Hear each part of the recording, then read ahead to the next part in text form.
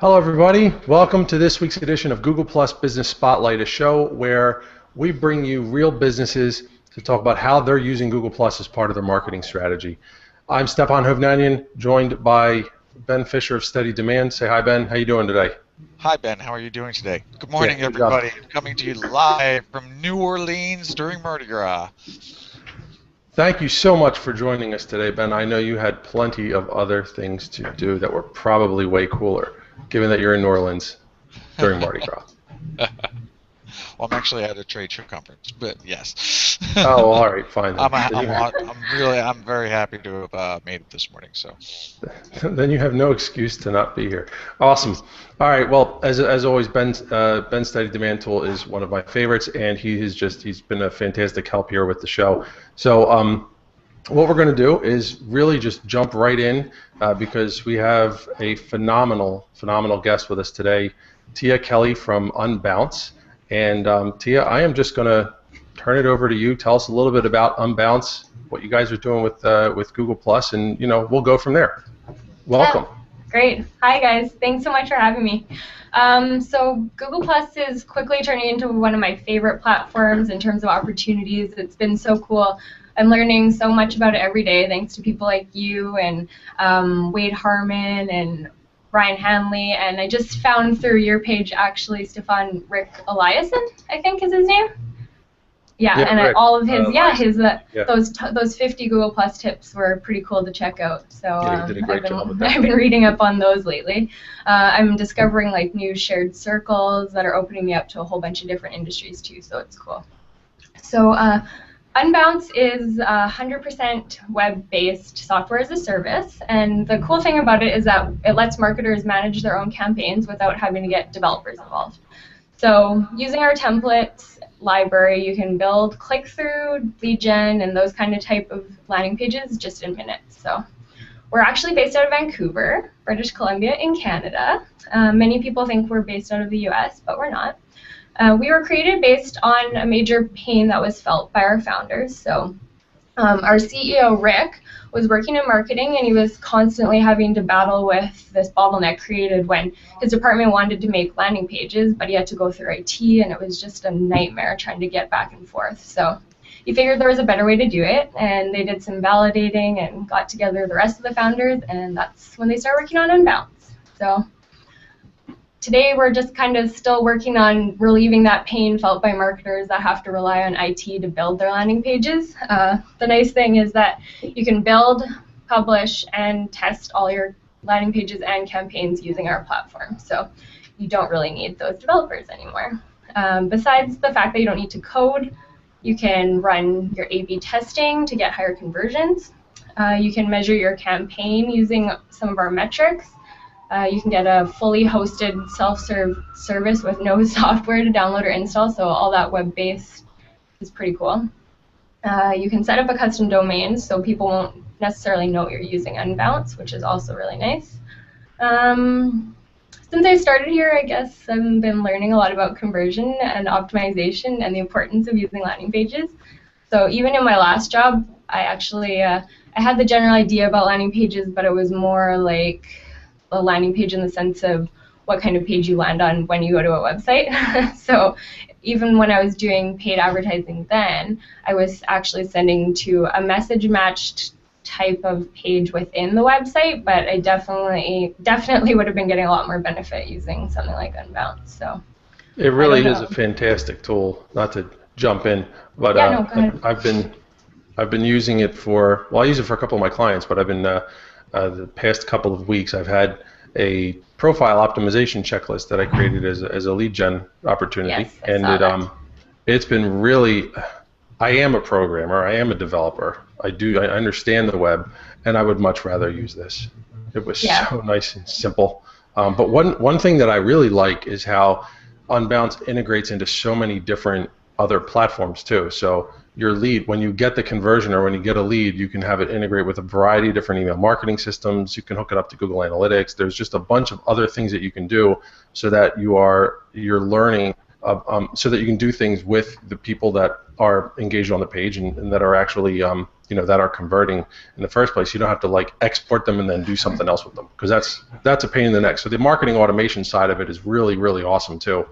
Yeah. I actually had a conversation yesterday with one of my friends who's a PPC manager, and for his firm, he just kind of started dabbling in Unbounce. He had heard about it a lot, but yesterday he's like, I finally took a look at it, and because same thing, he can code and he can build his own landing pages, and he's like, so why would I want to use Unbounce? And he's like, he started working on it, and he's like, well, because I don't have to code. That's the nice thing. He can code, but he doesn't have to using it, and he can just like whip up stuff super fast for his clients. So it's pretty cool. Oh yeah, it was great. And then even the little. Go ahead, Ben. I was going to say, one of the things that I personally love about Unbounce was kind of like what we were looking at the other day, Stepan, with the using the word get, for instance, an active verb on a button, right? And conventional wisdom and what you read basically online says that, oh well, if you put this word get onto your call to action, that you're going to get X amount of percent better conversion rates. And the test that we did with Unbounce on the live forum actually showed that that result was not true for that test. And Unbounce was used to prove that point. Yes, I was really interested about that, because you guys had shared from your blog an article about a week ago. Yeah, that was Michael Gard's post, I think. Yeah, it was fantastic about the word get, and so I said, oh, you know what? Let's give it a shot on my own page, because there was I already had I had an A and a B, and then I'm like, well, let me take each the A and the B, and let me swap out the button and make it and add the word get. And let's see what happens. And believe it or not, it could have just been the phrasing. It could have been because what people were supposed to get when they filled in the email, but it actually underperformed compared to the other two, which I thought was really fantastic. But the only way I could have figured this out was to, empirically, was to use a service like yours, which gives that kind of opportunity. So it's been really, I don't know, it's just so easy to use. It's like that's the best part. Honestly. Yeah. Testing is a huge one. I know a lot of times even the material that we put out, a lot of it we'll say is more of a kind of a best practices or guidelines, and you always have to test because each use case is going to be different. You won't get the same results as someone else all the time. So. Very true. We have I want to get into, obviously the Google Plus part of things, the strategy for Google Plus, and talk a little bit about that. But real quick, I want to bring up a question from Mick Sharp, who's in our audience watching live, and Mick asks, "Hi Mick, thanks for supporting the show too. You're fantastic. We really appreciate it. How much traffic do you need for a valid A/B test?" And that I guess I'll toss that up to either Tia or Ben, or I'll answer it too if you guys want. Okay. I don't know if you guys might be a little bit more experienced in this realm than I am. I know you have to be at a certain significance, and it's not necessarily just a base number of traffic. So if you have the certain numbers, go ahead. Well, I mean, you based on my experience, I mean, it depends on the kind of test you're doing. But let's say you're doing a test like an email collection type of campaign, right? Stepan, what have you seen? Have you seen 1,000, 10,000 visitors? Is there a meaningful kind of number that comes to mind when you're looking I don't know. to see if the campaign's working? One neat thing about at least about Unbounce, is that it gives you a confidence figure. So I didn't, at that point, if I remember my college stats well enough, which I probably don't, but if I do, once you get that to get that confidence figure, you kind of have to take things out a few steps, and it's sort of an equalizer. So, we talked about that little test I did before. The confidence really it's not high enough, and I think that's because I haven't had enough traffic yet. I haven't had enough hits and misses in order to say for sure, yeah, that little change to the word get made a difference one way or the other. But the first change I had done, when I went from my original landing page to a slightly modified text for version B, the confidence factor for that has always been up in the high 90s. So to me, it's like, it doesn't matter how much traffic I'm getting, it's statistically significant. So. I know we do definitely recommend kind of like an over 95% minimum type of visitor number would be at least 100 and running for a week, but it really depends on the scale of your test because some people aren't going to get the same kind of traffic, right? So. Right. Yeah, that's a good question. So let's talk a little bit about the Google Plus side of Unbounce because you guys are everywhere, right? You're on all the networks, and do you manage all the different networks, or are you just on Google Plus? Yes, no, I am the only person who is acting as our social voice on our official platforms, I guess. So we do 6 big main ones, I guess: Google Plus, Facebook, Twitter, LinkedIn, Pinterest, and Instagram. And we also do a lot about Quora too. But so I'll talk about that a little bit later. We first started using Google Plus, obviously before I was here, because I only started about 5 months ago.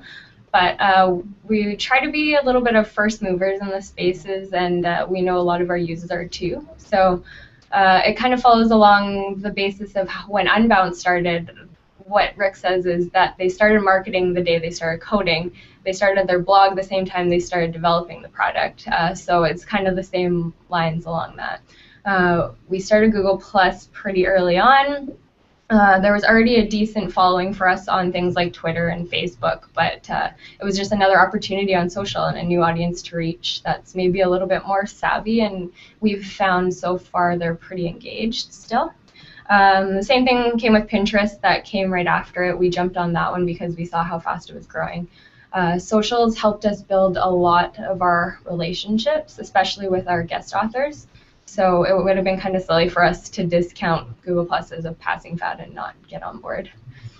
Sure, because of the whole authorship side of things, and Yes. and obviously promoting the idea of building up that rapport with people. Yes, Google Plus loves its authors, that's for sure, right?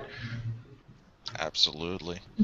Cool. So you're using it a lot for, again, to build up the rapport with authors, or maybe to seek out contributors, and obviously people who are talking, because I guess this is a little more of a tech-oriented space still, or at least there's a lot of us here. Yeah. So where do you guys hang out on Google Plus beyond obviously just posting to your page? I know you have a community, right? Yeah. So our director of marketing, Georgiana, kind of jumped right on the community train. The first day they were open to the community. The communities were open to the community.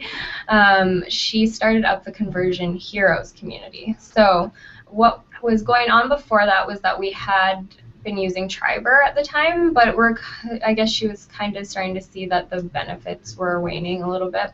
So what she did was she took the Conversion Heroes community members from over there and invited them all over to the Google Plus community. One of the things that was pretty successful, we think, was that we made a lot of members moderators. So it really gave ownership to the community. Oh, that's a great tip. Yeah, because obviously people, well, that little moderator tag, I don't know if you have feedback on this as well, but I know for Ben and myself, I mean, and Marilyn Moore, who's our other moderator in the Google Plus for small business community that we run, it's kind of nice. I mean, I think as people come into the community, they're new, they want to learn, and when you're greeted by somebody who has that little green moderator or an owner tag, I mean, it kind of means a lot. It's like, wow, that person stopped in. And obviously, the moderation part helps with the spamming. I mean, and it's just nice because you kind of trust them to be experts, I guess, in their responses to you. So, and it's nice when I miss things too, someone else can jump in. Yeah, that's a huge help. So do you guys, I'm curious now, are your moderators across the globe? Are they in different time zones? Or? Yeah, it's just a kind of a bunch of different experts in space. We have Rich Page is one, I think, Pep Leia. We have a few moderators in there. I haven't really gone through and looked at all of them actually but I do notice once in a while someone pops up and it says moderator on their name. So she must have invited quite a few people. That's awesome. Yeah, because I know it helps to have a little bit of diversity, at least on the spam moderation part of things. It's like we can, we got the globe, we got the time zones covered. Yeah. If everybody's in one spot, it's like, the spammers can come in overnight while we're all sleeping and just drop a whole bunch of stuff in there and it gets crazy. But yeah, that's a good benefit. I want to bring a question to the audience here really quickly. Sure. Because it's kind of germane to what we're talking about here, and we already planned on talking about this anyway. So, but it's from Adam Cobell, Yeah, definitely. Let's bring and Adams up. Great question, Adam. So we'll read it. Team, Oh, seems cool. like generally Google Plus is fairly low on the radar as far as social platforms go. Oh, don't you dare say ghost down there, buddy. Um, but what is Unbounce doing differently on G Plus other than social channels, and how do you make it special? Oh, I love this question. Yeah. awesome. The best thing about Google Plus to me is that it is still kind of under the radar. So it's a more, I guess, engaged community. People are more receptive and they're more willing to actually have that back and forth conversation. On Facebook, I can't just find someone that I want to talk to and reach out to them as a brand. On Google Plus, the nice thing is that brands and individuals can communicate directly. That's the same, I guess, on Twitter too, but because Twitter is so big and because there's just so much going on Twitter all the time that I almost feel like those connections aren't as special anymore. So building these relationships on Google Plus has been really awesome for me. I think I've been able to discover new people and read a little bit deeper into their content and also contribute back more meaningful conversations, I think, than the Twitter 140 characters allows you to. And then the same thing with Google Plus over Facebook. I can't reach out and comment on someone's content. They have to be commenting on something on our page first before I can even make that first connection. So it allows me to make that first connection, I guess. It's pretty awesome. The communities and the support, too, are pretty great. Just whatever happened here, however you guys found me and invited me onto the show, and all these small little communities. I fell into your guys' small business community that you're pretty active on, and I've been kind of looking around. I've been lurking still, but hopefully I can join in on the conversation there pretty soon. And also the longer posting is pretty great too. I try to keep things really short on Facebook. I have to keep things short on Twitter. Google Plus allows me to add a little bit more meat to my posts. So. You know, you mentioned relationships, the quality of the relationships that you find on Google Plus versus, say, Facebook or Twitter. Can you give our audience a story that really stands out in your mind, that of just like that kind of really says, "Oh, yeah, this is why I need to be on Google Plus"?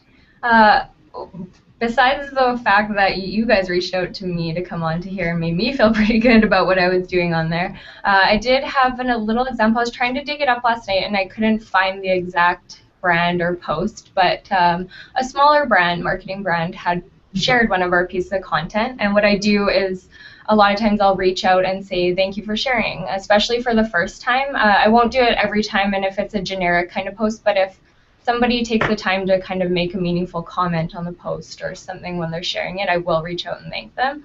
And it wasn't a big deal to me because that's just what I do, but they had also tagged about 4 other big brands, I think, in the post, and I said, thanks for sharing, that's really nice of you. And she said, no, it's really nice of you to comment back, because out of all the 5 other people, you're the only one who said anything. So that kind of stuff makes me feel like it's worth reaching out, I guess, in the first place. So it was nice. That's why you're on the show, Tia. Seriously, no, because and this is a nice little segue into like the listening side. I mean, as a brand, that's a real big part of your business, right? You have to do that everywhere. I mean, especially on Twitter, you know, because you guys also do. You have a support channel as well, support account. I think Unbound Support. Actually, just wait before you continue. Okay. We do not use the support channel. That's actually something that I'm probably going to try and remove. All of our support just goes directly through @Unbounce. Oh, okay. All right. I stand corrected. That's okay. We've had that mistake a couple of times. I should deal with that. It's my fault. So, all right, rephrased. You guys have a lot of social listening across all the platforms. Tell me a little bit about, if you can, any tools or techniques that you use, because it's a big issue. I mean, do you have them all going into email, or is there a couple of systems that you like to use? I'm sure that is something that will be very helpful to people, whether they're brands or even people like myself who are very active across a variety of different platforms and trying to wrestle it. Yeah. So after I've done an extensive amount of research on the different tools and trying to find one that does it all. And I have found a couple, but unfortunately they're a little out of our price range still. So what we've done is put together a few tools that I use on a daily basis. I use Buffer for scheduling a lot of my day-to-day stuff, but unfortunately they do not have an engagement and listening side yet. So what I also combine that with is Sprout Social. Sprout Social I use to key in keywords and brand mentions. So anything from like looking for new leads to reach out to that are talking about landing pages, or just people that are mentioning our brand and reaching out. I do use a lot of the native app stuff still because we're not so big that I can't. So I do a lot of times, few of us in the office actually just have like the Twitter app open all day and we are just watching the feeds go through. So I have a lot of people who have my back. One of How about for Google Plus though? Because I use Sprout Social too, and they're going to be our guest next week. Yeah, so excited. I heard that. That's awesome. Yep. But more importantly though, they don't have listening yet. I mean, I think that's a Google Plus thing at this time. I think that's a Google Plus thing, not so much a Sprout Social thing. Because if I recall, the other apps that have page management capabilities also don't have the listening part of things set up as well. So like, how do you do that? Do you have saved searches or? A lot of times I will just search directly within Google Plus. I think Hootsuite did it for a while when I was trialing them. I think Google Plus was one of the ones that you could monitor your brand mention, but I don't use them on a day-to-day basis. So a lot of it I just do manually looking through. Notifications don't catch everything, and I find it kind of frustrating sometimes actually on Google Plus that even if I haven't looked at a notification and I like click the little bell guy, sometimes they'll all like disappear and then I have to go in manually. I saw, Ben, that you guys have that steady demand. Is that anything to do with listening, or is it just the analytics after the fact? It's mainly analytics after the fact. Which is also still a really hard thing right now in the space that Google Plus doesn't really have anything good, so I'm definitely checking that out. Yeah, there's really no good Google Plus analytics, I should say. That's one of the reasons why we developed the tool in the first place. And we found out that, with our timing, for instance, time of day, it's actually deadly accurate. But I want to kind of go back to a couple of things that you've said that really resounded. Number one is when you're talking about the engagement that you did, for instance, with that one story. Yeah. You were like, oh, I responded. Of course, it's like nose get off my nose. But the effect that really seriously, the effect that you have on other people's lives is huge. Really simply because it's all how somebody sees you. Perception is reality. So when you reach back out to them, you just made this person's day. I mean, it's really awesome, and I love the fact that you can have that kind of impact. Yeah, that's what I love about social media, I guess. Well, and the other piece to it too, you guys aren't just a big broadcasting beacon. You share other people's things that you come across, that relate to your subject matter area. So one of the neat things is in the event that the people that you monitor, brand advocates or whatever you want to call them, write something cool and you guys share them. I mean, yes. That's happened to me on occasion, and holy cow, it makes your day. I mean, you talk about loyalty after that. It's like, dude, Unbounce just shared me. Like, that's awesome. You know? So I wish there were three of me sometimes so I could find everything on the internet, because sometimes it's a little hard and stuff does slip through, and there are just so many great writers and marketers and business people in the space, and you kind of just want to help everyone along who's producing great content. So I don't know, it helps us out too, because otherwise I would have no content to share. Well, I would, but it would be a lot less. It's true. It's true. And from a network analysis standpoint, which is like a whole nother discussion, but we're a little techie here. Sprout Social has joined us in the comments. Hey guys, how are you? Well, what I was going to say from the network analysis side of it, as you're bringing other people's stuff to your audience, you just become that much more trustworthy and that much more of an authority. So that becomes that's more stuff that just speaks in your favor versus constantly sharing your own content all the time. Yeah. Yeah, for sure. Absolutely. So, gosh, we could talk to you forever. This has I been know, we're really running out of time already. fantastic. I just looked at the clock. I'm like, oh my gosh, we try and keep this to about a half hour, and we're right about at a half hour. So I think, well, actually, we have a comment coming in from Marilyn, which is really good.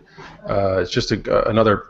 Let me just pull it up because it's another good point about how notifications are a little bit tricky to use because. Yeah. You don't. I find myself doing this on my phone. It's like I'll check my notifications and then say, "Oh gosh, I just lost them all." But one thing I know people do, and this sounds totally counterproductive or counterintuitive, is I know a few people actually start to send all their notifications into Gmail, and apparently there are ways you can get some advanced filters going, and it'll help you manage the threads for within Gmail for all of your notifications, and then you can just do everything in through there. So that's something to think about, but that's interesting. I haven't gotten that far yet personally. That's kind of tricky.